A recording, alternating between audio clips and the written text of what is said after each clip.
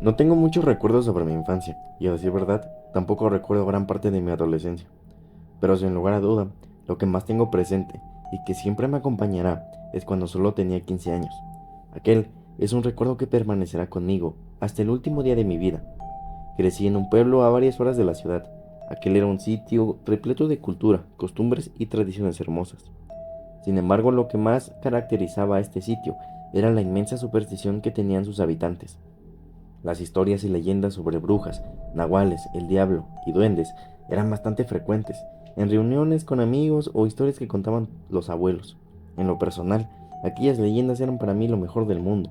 No había leyenda o relato que no supiera al derecho y al revés, ya que desde niño había mostrado mucho interés junto con mis amigos, con los cuales siempre intentaba encontrar nuevas leyendas en el pueblo, las cuales de hecho para mi fortuna eran bastante variadas.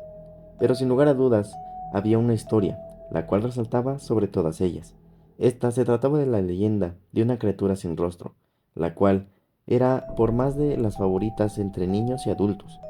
Aquella contaba la existencia de un ser tan alto como un árbol, el cual también era inhumanamente delgado, y por si esto no fuera suficiente, el rostro de aquel ser de pesadilla era inexistente. Las historias sobre su origen se dividían en que este se trataba de un secuaz del mismo demonio. Otros contaban que este se trataba de un chamán al cual le había caído una horrible maldición después de experimentar con magia negra.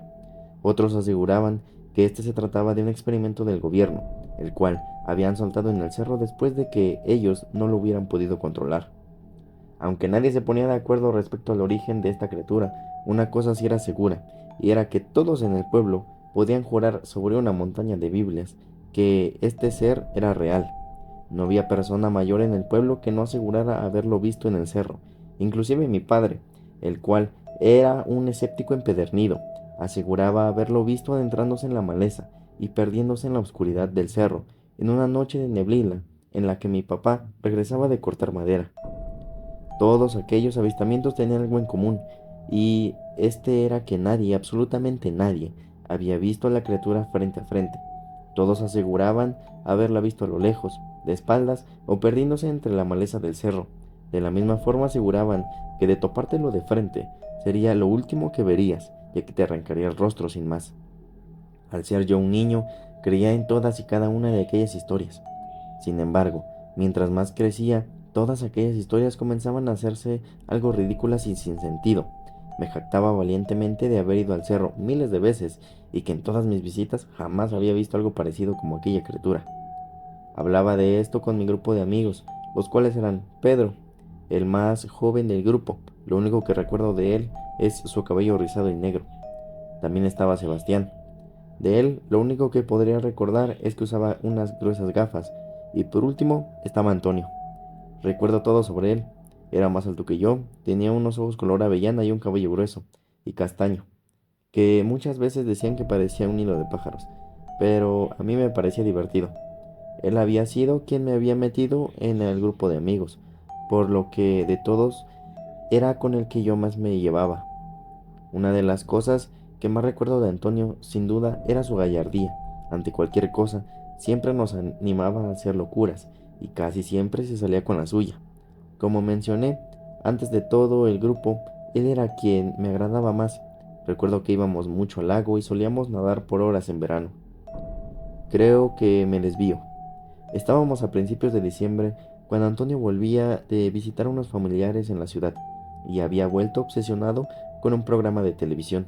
Antonio no era muy bueno explicando nada, pero pudo explicar lo suficiente para convencernos de crear nuestro propio show de eventos paranormales.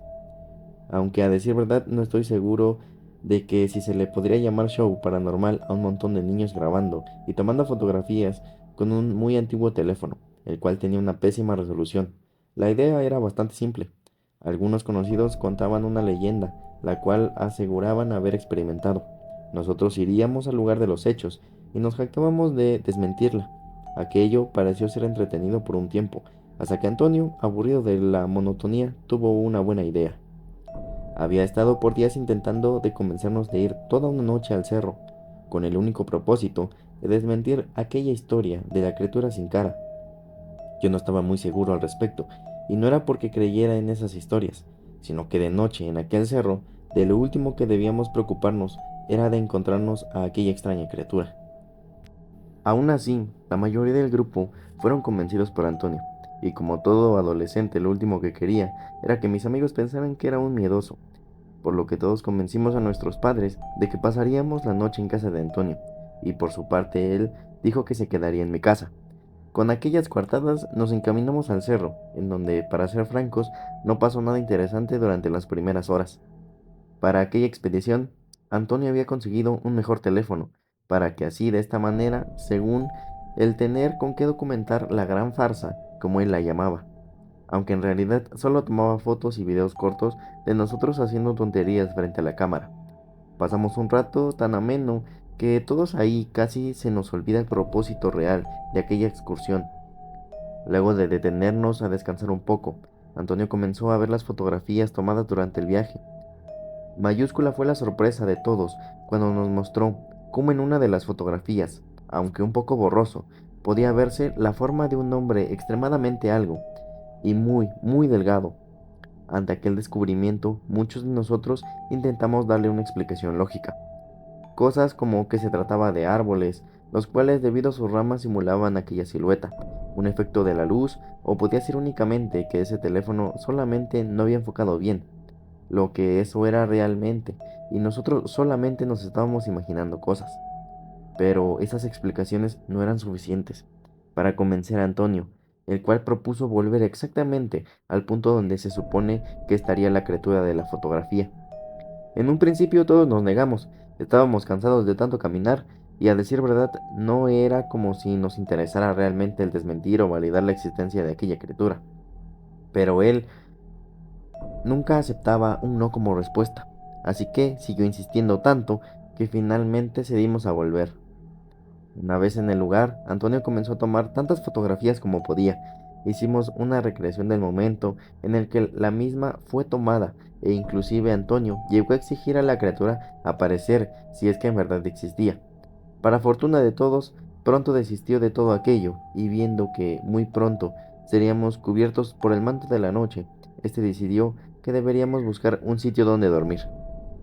Una vez levantadas las tiendas de campaña, nos encontrábamos sentados alrededor de una fogata, hablando de trivialidades y contando historias de terror. Para ese momento, inclusive Antonio parecía haberse relajado y haber dejado el tema de esa criatura de lado. Recuerdo que yo me alejé un poco de todos para orinar, y mientras estaba en lo mío, escuché un sonido por demás extraño. No parecía como ningún ruido que hubiera escuchado antes. Era muy parecido al de huesos crujir, pero de una forma lejana, y al mismo tiempo era casi como si esto ocurriera justo encima de mí. Intenté acoplar mejor mi vista a la oscuridad de la noche. Sin embargo, por más que lo intenté, lo único diferente que pude notar fue el cómo las ramas de algunos árboles se movían en dirección contraria al viento. Era casi como si alguien o algo las empujara en dirección contraria. Sin embargo, decidí restarle importancia. Después de todo, esto podía deberse a animales o tal vez pájaros. Por lo que decidí volver con mis amigos y no mencionar nada al respecto. Después de todo, lo último que quería era devolverle la idea a Antonio. El resto de la noche fue grandiosa. Llegó la hora de dormir. Yo compartiría la tienda con Antonio, mientras que Sebastián y Pedro compartirían la otra. Cuando estaba a punto de quedarme profundamente dormido, sentí cómo mi amigo comenzaba a moverme insistentemente, hasta que finalmente le respondí con que me dejara tranquilo. Este solo me silenció y apuntó temblorosamente fuera de la tienda de campaña. Completamente somnoliento, miré hacia donde su dedo tembloroso señalaba. Fue entonces cuando miré la silueta de lo que en primera instancia mi cerebro dilúcido como una araña grande. Sin embargo, una vez que mi cerebro pudo despertar del todo, supe que no podía tratarse de una araña, ya que parecía únicamente tener cuatro extremidades, las cuales eran extremadamente delgadas. Miré a Antonio, el cual a pesar de la oscuridad podía ver la cara de infinito terror que tenía. Mi cerebro intentaba encontrar una explicación a todo lo que estaba pasando mientras veía aquella silueta caminar a cuatro patas por todo el lugar. Por un momento me pareció escuchar que estaba revolviendo las sobras de comida y dulces que habíamos olvidado alrededor de la fogata. Una parte de mí quería convencerse de que una vez que viera que no había nada para alimentarse, así como había llegado, de la misma forma se iría. Tomé la mano de Antonio en la oscuridad, intentando convencerme de que era para tranquilizarlo, aunque la realidad era que yo buscaba aquella tranquilidad de su parte. Para mi suerte, este parecía también necesitar aquel confort, por lo que él apretó mi mano con fuerza, y casi podía jurar que éste rezaba en voz baja. No sabía hasta aquel día que Antonio supiera tantas oraciones o que fuera siquiera religioso, pero hasta cierto punto aquellos rezos me ayudaban también a mí a tranquilizarme. Aquello solo funcionó por breves instantes, antes de que ambos escucháramos a Pedro y Sebastián gritar. Aquellos gritos aún perforan mi alma cada vez que lo recuerdo. Eran gritos de más profundo terror. Esos gritos hicieron que mi cuerpo entero se estremeciera y no me permitiera pensar más allá de que esa criatura no se trataba de ninguna otra más que de la criatura sin rostro, que Pedro y Sebastián habían sido sus víctimas, y que pronto Antonio y yo seríamos los siguientes. Para mi suerte, Antonio pudo sacarme de aquel trance sujetándome muy fuerte de la mano y sacándome casi a rastras de la tienda de campaña. Una vez afuera, la luz de la luna iluminaba perfectamente a aquella criatura, la cual se hallaba de espaldas, justo hacia la tienda de campaña de mis amigos, de los cuales gritaban y suplicaban por ayuda. El miedo incrementaba dentro de mi ser, inclusive el respirar se estaba volviendo difícil.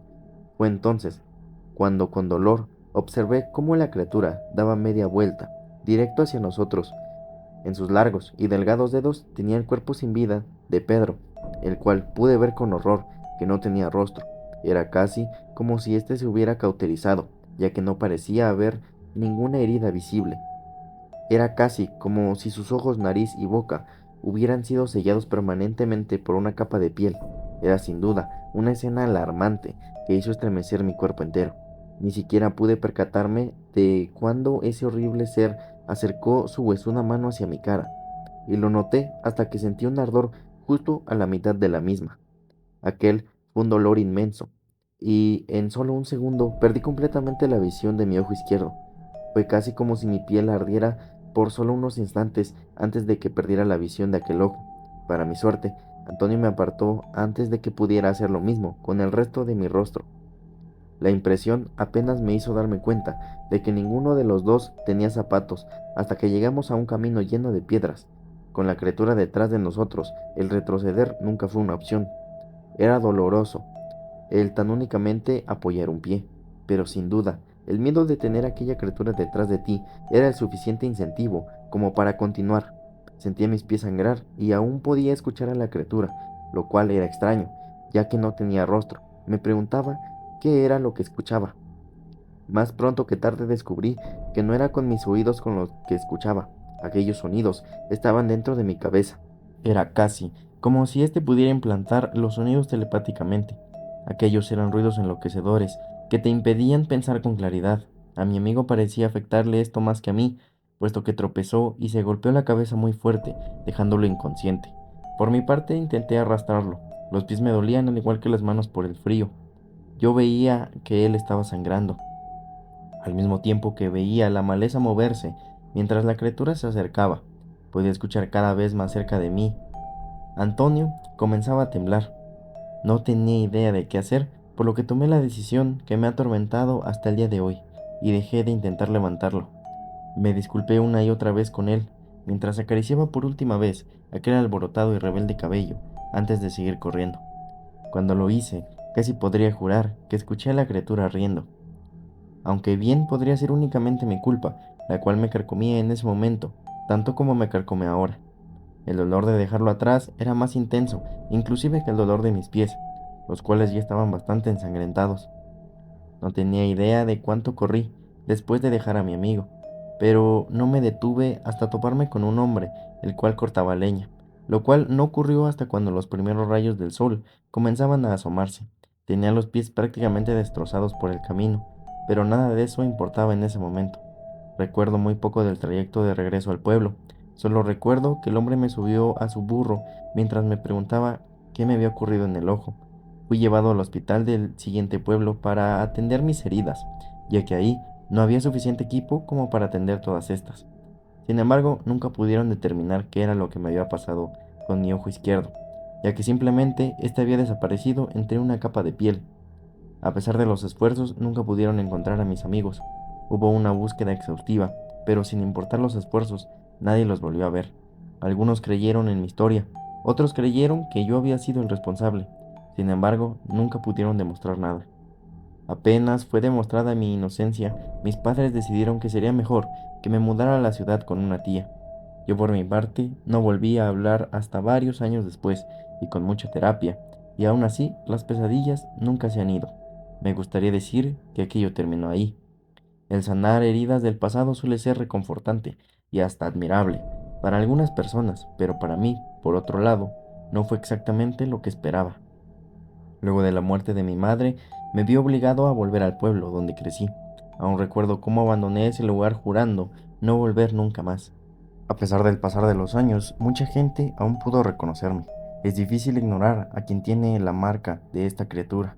Algunos cuchicheaban, otros solo me miraban y desviaban los ojos intentando que no me sintiera tan incómodo, pero sin duda, eso solo era peor.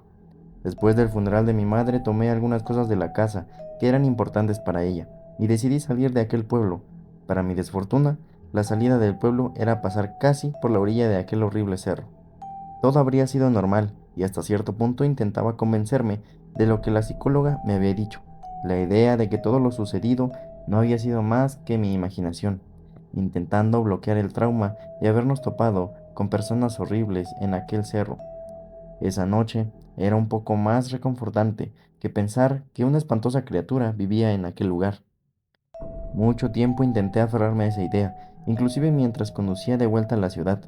Sin embargo, por mi mente, pronto se apaciguaron los pensamientos, dando paso a solamente un sonido muy familiar, el cual se intensificaba a mayor medida. No quería voltear a ningún lugar que no fuera hacia enfrente, por lo que pisé el acelerador. Sin embargo, finalmente sucumbí ante aquellos pensamientos. Levanté la mirada para ver en el espejo retrovisor, y lo que vi ahí fue aquella criatura tan alta como un árbol, inhumanamente delgado y sin cara, la cual parecía estar observando el auto alejarse, esta vez para siempre, porque jamás volví al pueblo y juro que jamás lo haré.